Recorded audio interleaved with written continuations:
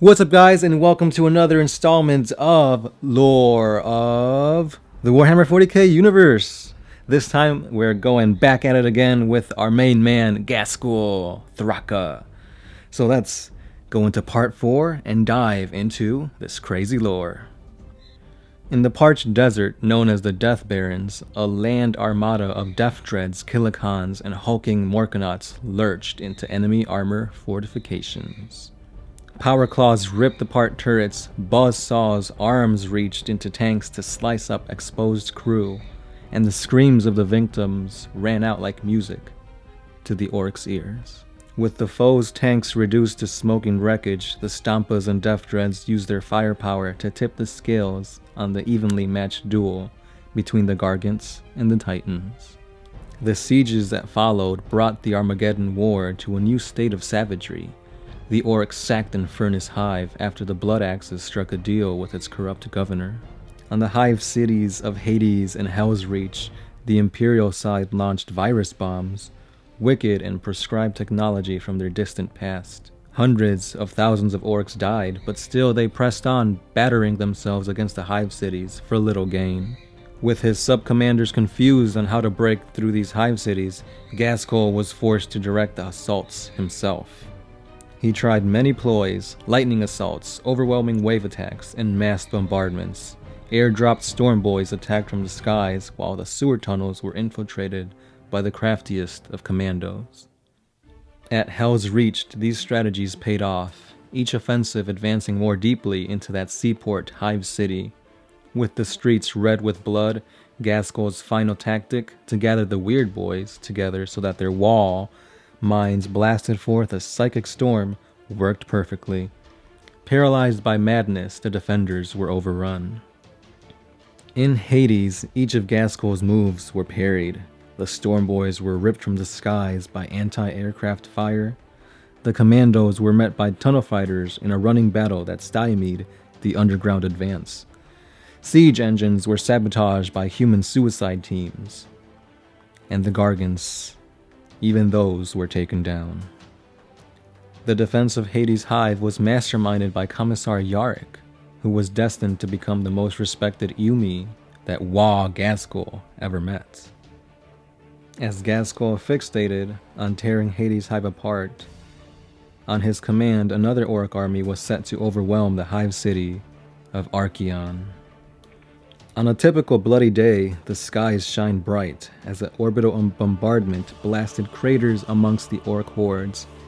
Even as they looked skywards, they saw thunderhawks peel out of the clouds, the roar of their engines audible over the concussive shockwave of their bombing runs.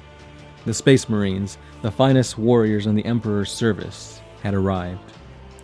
The Blood Angels, the Ultramarines, and the Salamanders attacked, and the orcs tasted the bitterness of crushing defeat for the first time. At this time, Ghazghkull should have confronted the new foes head-on, but instead he observed with bringing down Hades' hive. This could have driven the Space Marine assault back, but instead Ghazghkull continued his attack on the hive city. Finally, Ghazghkull's own bully boys broke down the last blast door. With their inner gates now open, Ghazghkull threw everything at the hive city, unleashing his final rampage. The Space Marines arrived too late to save Hades' hive. Those inside were massacred to nearly a man.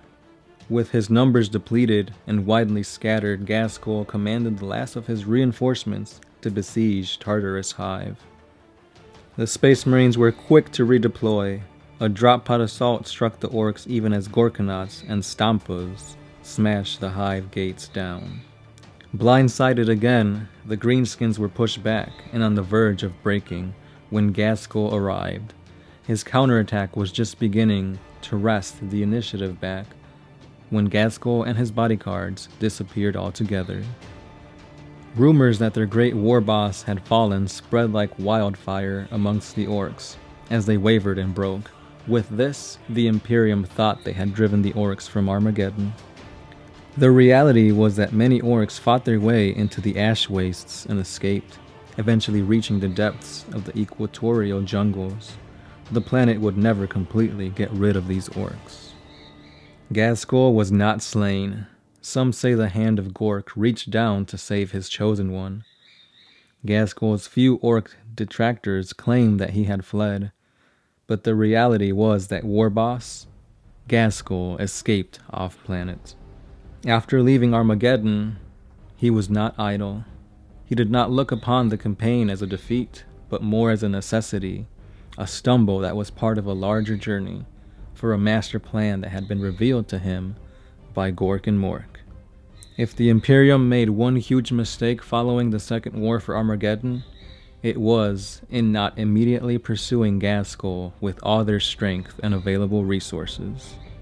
In truth, the Imperium's high command on Armageddon presumed that the orc warlord that came out of nowhere to ravage their planet was either dead, or if he had survived the battle, would be a washed-up nothing.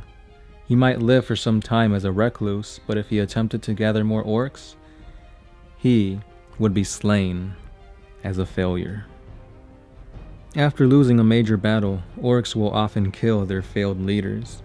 Ghazghkull did not have to remind some tribes of his greatness by defeating his challengers in horrific fashion. However, the warlord regained his followers' full support, not just with his fists, but with his words. What the orc gods had revealed to Ghazghkull was that in order to destroy your foe, you must first know him. To the orcs, such an idea was both radical and profound. This meant that for Ghazghkull, the whole invasion of Armageddon was merely a way to test the waters, an experiment to learn how the Imperium would react against a massive invasion. Now he had learned what he needed to know about the Imperium's strategies. It was time to regroup, to gather new armies, to rebuild, and to restore the Wall until it had strength enough to menace entire star systems once again. Most of Ghazghkull's forces had been left behind in Armageddon. Only a core of his most trusted mobs were with Ghazghkull when he landed in the heart of what was notorious orc territory, the world of Golgotha. In ages past, the Golgotha subsector had been heavily colonized by mankind, but since then it had passed through the grasp of various races until it was ultimately conquered by the orcs. That Wa, however, had run out of Impestus long ago, leaving behind many desperate and interfeuding tribes. Just like on Urk, Ghazghkull began subjugating the Greenskins. At first, he clubbed bosses and gained new mobs, one at a time, but news travels fast when orcs begin to get excited.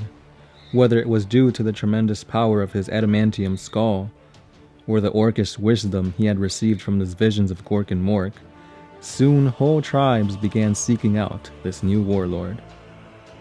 During this time, Commissar Yarrick continued to pursue the renegade orc warlord obsessively. Ghazghkull proclaimed that as the chosen of Gork and Mork, he was the only one who could defeat the Umi with the evil eye. Ghazghkull understood that he had to exhaust the Commissar before attacking him head-on.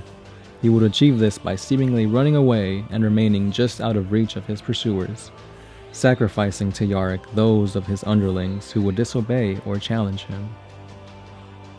He did this for 10 standard years until he could spring his trap on his pursuers, luring them to the planet of Golgotha.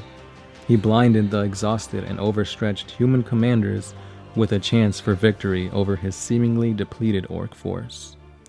For more details on the trap, please check out our 40 facts on Commissar Yarrick. The result of the trap was that Ghazghkull finally captured Yarrick as he made his last stand. Ghazghkull wanted to use Yarrick to assert his dominance over the other orcs and to prove that he understood how humans worked. Ghazghkull predicted Yarrick's escape, and he was able to stop him before the entire ship he was captured in was destroyed. The other orcs were convinced that Ghazghkull could indeed predict the humans' behavior, and he ordered Mad Doc Grotznik to return the humans' bionics. Ghazghkull then had Yarrick escorted by his boys to an intact shuttlecraft, where he allowed the human to leave the Space Hulk, telling him to prepare for the orcs' return to Armageddon. Carefully, Ghazghkull balanced marshalling the growing numbers of his army and the exponential wall energy alongside the need to keep a low profile for the time being. Never before had an orc leader tried to limit the numbers of orcs he attracted, but it was all part of the plan. Before he could take the next step towards ultimate victory, Ghazghkull would need more than just an enormous army. He would need to have his new tactics perfected and his new weapons working properly. And those were 40 facts about Ghazghkull Thraka. Please click on the link for part 5. If the link isn't working yet, then just jump on over to our channel and check out our other Warhammer 40k lore videos. Subscribe to get more awesome content every week. And if you already are a subscriber, you are awesome. Thank you for liking, commenting, and sharing. This was Gersh1 on behalf of the Sound Alchemist, signing out.